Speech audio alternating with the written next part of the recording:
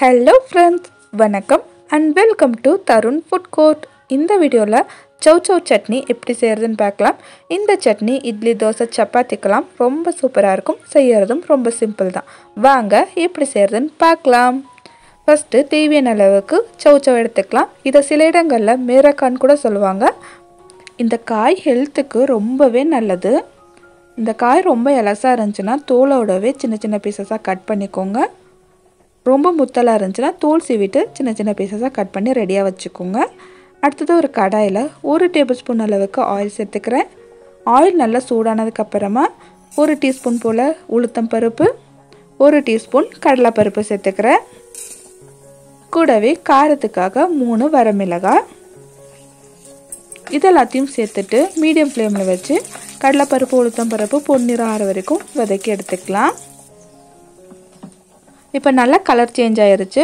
இந்த ஸ்டேஜ்ல ஒரு பெரிய வெங்காயம் கட் பண்ணி வச்சிருக்கேன். கூடவே 7 இருந்து 8 பல் பூண்டு சேர்த்துக்கிறேன்.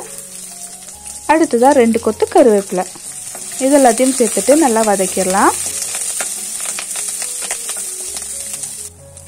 வெங்காயம் நல்லா வதங்கினதுக்கு அப்புறமா ஒரு மீடியம் சைஸ் தக்காளி பொடி பொடியாக கட் பண்ணி வச்சிருக்கேன். அது இது கூடவே சேர்த்துக்கிறேன். கூடவே ஒரு சின்ன சைஸ் புளி ஆட் பண்ணிக்கிறேன்.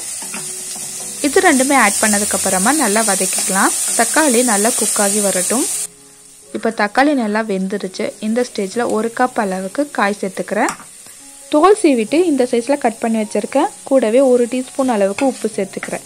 இந்த சட்னிக்கு தேவையான அளவுக்கு உப்பு இதிலே ஆட் பண்ணிவிட்டு நல்லா வதக்கிக்கிறேன். 1 நிமிஷத்துக்கு இந்த ஆயிலே நல்லா வதங்கிட்டு அதுக்கப்புறமா நம்ம தண்ணி சேர்த்துக்கலாம்.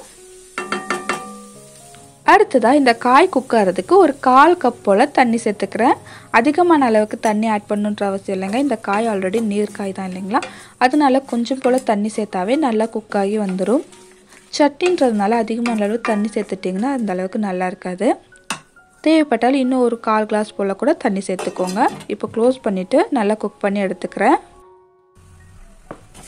இந்த காய் குக் ஆகிறதுக்கு ஒரு 5 இருந்து 7 நிமிஷம் பிடிக்கும். 7 நிமிஷம் கழித்து ஓப்பன் பண்ணிவிட்டு நல்லா கலந்து விட்டதுக்கப்புறமா ஒன்று போல் எடுத்து இது போல் ப்ரெஸ் பண்ணி பார்த்தீங்கன்னா நல்லா சாஃப்டாக வெந்திருக்கணும். இது இப்போ நல்லா குக் ஆகி ரெடியாக இருக்குது. இது ஒரு பக்கமாக இருக்கட்டும். ஸ்டவ் ஆஃப் பண்ணிவிட்டு நல்லா சூடு ஆற வச்சிடலாம்.